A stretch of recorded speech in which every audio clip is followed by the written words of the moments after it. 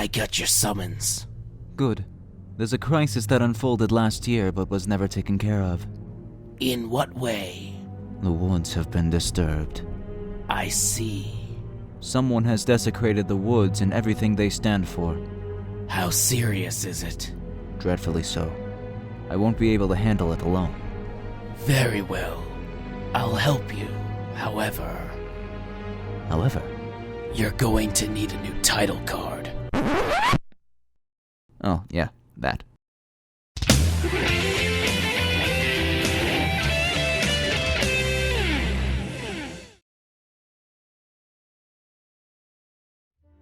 Hello, I'm AdWolves500, wishing I had a better username. And I'm Morkez Marihser, wishing I had a better computer. It's been a very long time, but with Morkez's help, I'm going to be bringing back How Not to Review. Except this time, we're looking at a review of a movie instead of a review of a game.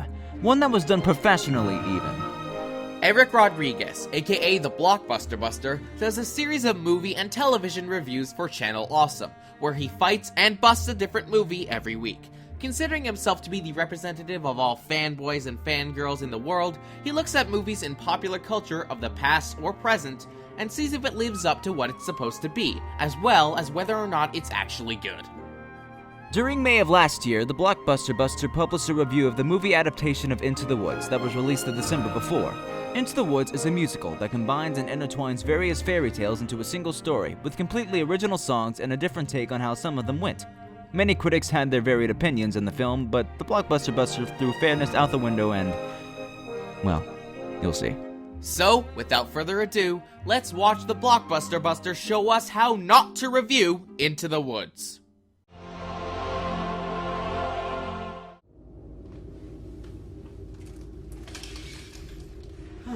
I love living in the woods. It's remote and hidden from my enemies. Most of them.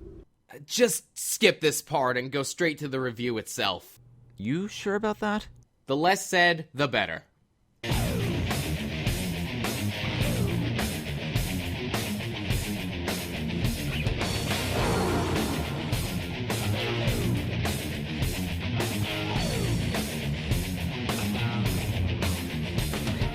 I'll give him this much. His intro's pretty decent. Yeah, a skull on fire with hammers. Pretty macho. I was more talking about the music, but alright.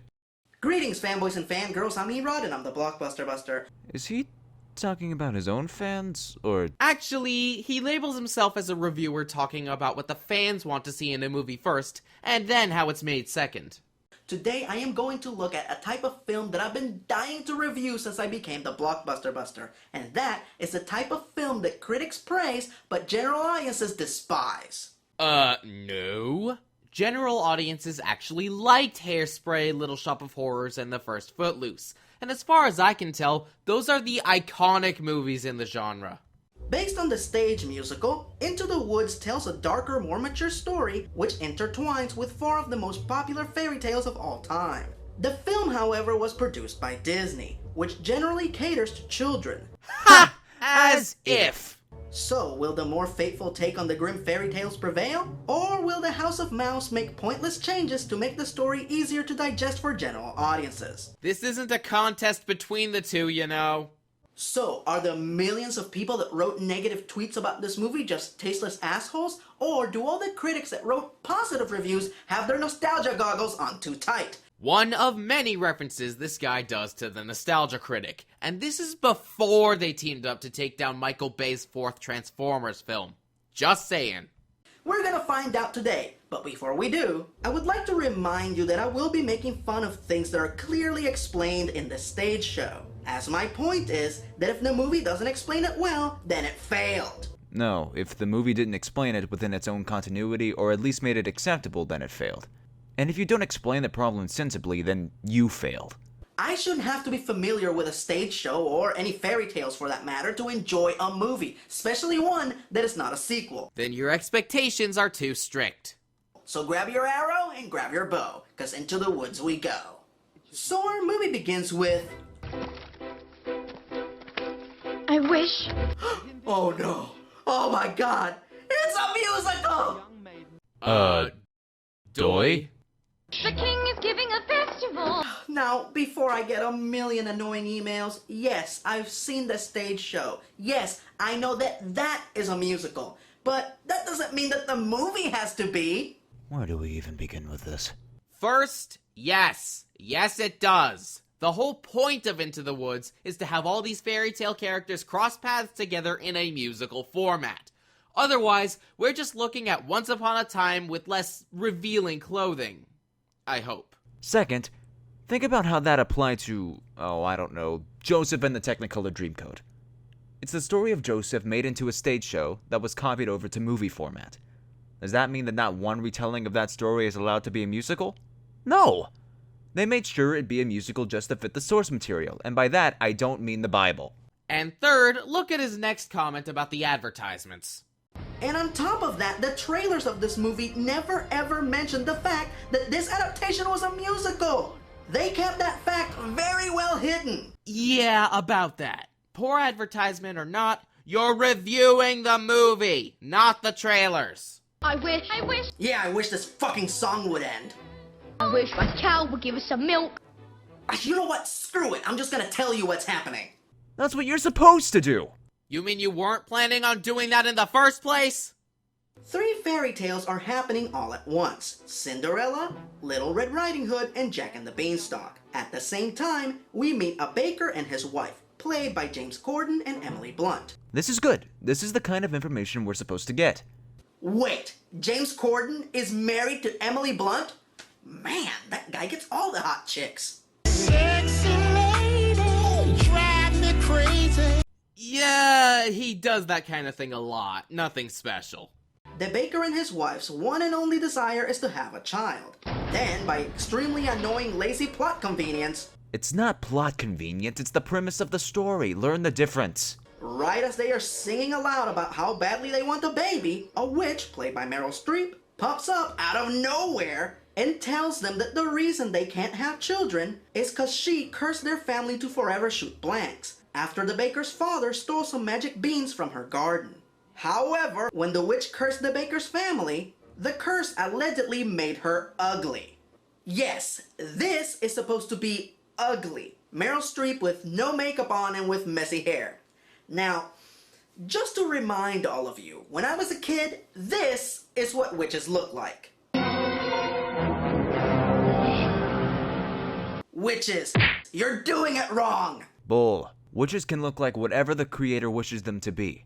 And beauty is in the eye of the beholder anyway. Except when you're trying to make Mila Kunis look like a sexualized, long-nosed Gamora. That's just disturbing. Besides, compared to later in the movie, this can qualify as ugly just fine. So the witch tells them that they can reverse the curse, have kids, and make her pretty again if they gather 4 ingredients for a spell. A cow as white as milk, a cape as red as blood, a slipper as pure as gold, and hair as yellow as corn. Go to the wood!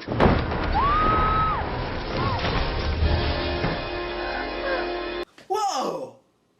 Why did you do that? The door was right there, and you live across the street! Because she's a witch! They do that! Besides, she has other matters to attend to, as explained in the movie. Like a daughter, for instance, which is an important thing to take care of! God. So as the baker and his wife go on their magical scavenger hunt, we catch up with Little Red Riding Hood, who is on her way to her grandmother's house to deliver a basket of goodies, when we get to the part of the story when she runs into the big bad wolf. Alright, this is exciting. In the stage show, the wolf makeup isn't bad, but it's definitely not the best. Again, you're critiquing the movie. Not the trailers, not the stage show, the movie. So I can't wait to see the amazing makeup effects that can be achieved with the production value of the Disney company backing them up. You're setting the wrong standards! That's it? That's the wolf makeup? Are you shitting me? This is the best big bad wolf that a big budget blockbuster movie can produce? It's a throwaway character. What would you expect? Groot with whiskers? And to make matters worse, they hired Johnny Depp to play him, an actor who is best known for drastically changing his appearance for nearly every role he has ever played. And in this movie, they just copied his everyday Johnny Depp look. The Big Bad Wolf, you're doing it wrong! I'm not gonna lie, I wish the costume was better as well, but complaining about it just because it's Disney is a little bit much. I don't don't know how this possibly could get any worse. Look at that flesh, pink and plump. Hello, little girl. Is it just me, or does this song come off very pervy and creepy and pedophilic? Ugh. Go Disney. Ugh. That's literally the entire point of the song. And Disney's done far worse in the past, if we're gonna be honest. So the baker spots item number 1, the red cape, and is about to make his first attempt at acquiring it when... Ah! How am I supposed to get it? You go up to the little thing and you take it. I can't just take a cloak from a little girl. Why don't you take it? It's the rules. Why do you think I asked you to do it in the first place? I'm not allowed to touch any of the objects. Okay, you can't touch the items. That's good to know. But, you could have mentioned that earlier, all the while you were at the baker's house, instead of singing for 10 fucking minutes! Get me what I need! She did it again! The trail back to the town was right there! Ugh, idiot. No, witch, learn the difference! So the baker tries to talk Red into giving up her cape. When that doesn't work... May I take a look at it? No! Oh my god! He's ripping the clothes off a little girl? Go Disney? Again, Disney has done much worse. The entirety of the event in Hunchback, for example. Give it back! Give it back! You know, this is still not as annoying as all the singing. Okay, that's an acceptable joke. I'm sorry. I'm sorry. Okay, that was funny. With a quick kick to the shin, Red takes off and the baker is still 4 items short. But in an interesting twist of fate, it turns out that the baker and his wife are the ones that end up buying Jack's cow, with the same magical beans that the baker's father stole from the witch. Why does this feel like something that'd actually happen in a Zelda game? So 27 minutes into the movie do they officially introduce Rapunzel. As opposed to the stage show, which takes longer. So, Flynn Rider over here watches as we find out that the witch is also responsible for trapping Rapunzel in the tower. Hey, remember that plot point of a daughter we mentioned? Wait for the camera plot point! But little did she know that the girl's lilting voice had caught the attention of a handsome prince. Gee. Thank you for saying aloud what we just saw in the movie. That was very helpful. It's called narration. They're treating it like a story you would read to children. A fairy tale, if you will. And, hey! She touched her hair! Rapunzel's hair is one of the magical items. Says who? It just has to be hair as yellow as corn. It doesn't have to be Rapunzel's. And earlier the witch said, I can't touch it. Remember. No, well, I didn't. What? I can't touch it. Remember. no, Well, I didn't. What? I can't touch it. Remember. no, Well, I didn't. You just ignored a legit plot inconvenience you complained about earlier. You're not even being consistent in your own review. Isn't that right, Morkez? That's right, Ed. Now, how about we get back to talking about Nostalgia Critic's review of DuckTales? We abruptly cut to Red, who finally makes it to her granny's house, only to find the wolf disguised as her. Wolf in your grandmother's nightdress. What? Thank God he leaves the joke at that. So the wolf is about to eat her and we cut away? Well, this was advertised as a children's film, so I'm not gonna complain. So it turns out that the baker wasn't just the guy who buys Jack's cow, but he is also the woodsman who cuts Red and her granny out of the wolf's belly. Wait, that's what the inside of the wolf's belly looks like? An empty, poorly lit set full of silks? Oh, so terribly sorry. Perhaps we should have installed proper lighting and furniture and Johnny Depp's stomach! Or better yet, show us what happens when Depp actually tries to stick a whole girl in his gut. Ew. First the lazy makeup, and now this? Who's the producer of this movie? We got a timetable to keep. This thing airs tonight. Tonight? Tonight? Yep. I got a sweet deal on the primetime slot. 3:28 a.m. What was the point of that joke? I can't tell if that even was a joke. Alright, now that the baker saved Red, I guess she's going to reward him by giving him her cape. Mother said straight ahead, not to delay. Oh, hell. Let's just skip to the part where she gives him her cape. You're skipping to a part you said you guessed was going to happen. Without sarcasm, that doesn't work. Mr. Baker, you saved our lives. Here. We cut to Jack, who shows his mom the beans that he got for the cow, only to have her angrily throw them out.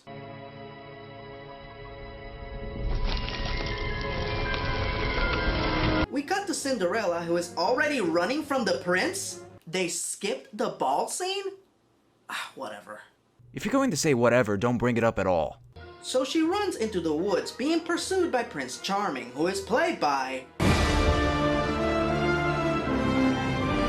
Man, Simon Pegg wasn't kidding. He really does have perfect hair. And what exactly does that have to do with Star Trek? You brought in the music. We're expecting a related follow-up of some kind. Are you all right, miss? Yes. Oh, I just need to catch my breath. Oh, what a beautiful gown. Oh, were you at the King's Festival? Alright. I know exactly what's gonna happen. The baker's wife is gonna catch up to Cinderella, and she's going to steal one of her golden slippers. Nope, that doesn't happen at all, making this scene completely pointless! It's there for character interaction because of a scene that happens later on.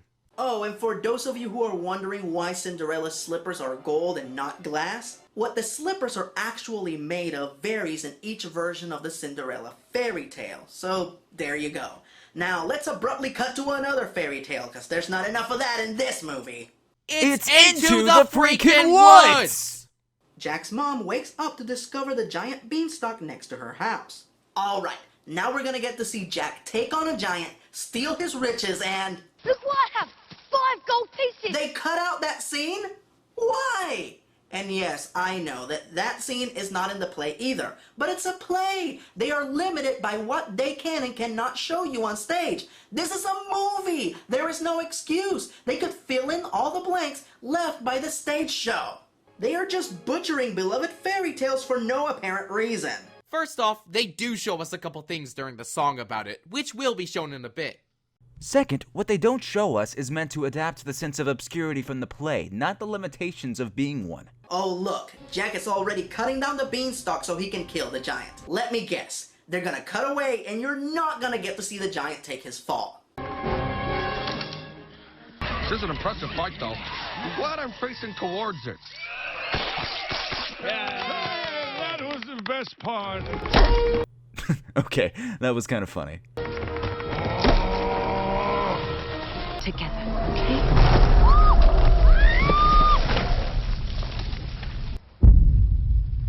The entire kingdom shook. Gee, thank you for telling me that. I never would have known that the kingdom shook by looking at the fucking movie! Ugh. Alright, could we at least see Jack facing the giant in a flashback? Nope, instead, he sings about it. There are giants in the sky. Ugh. Skip it! Just skip it!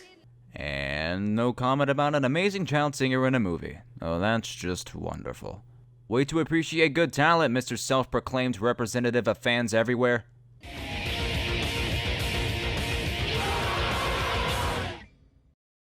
What the? Commercial break.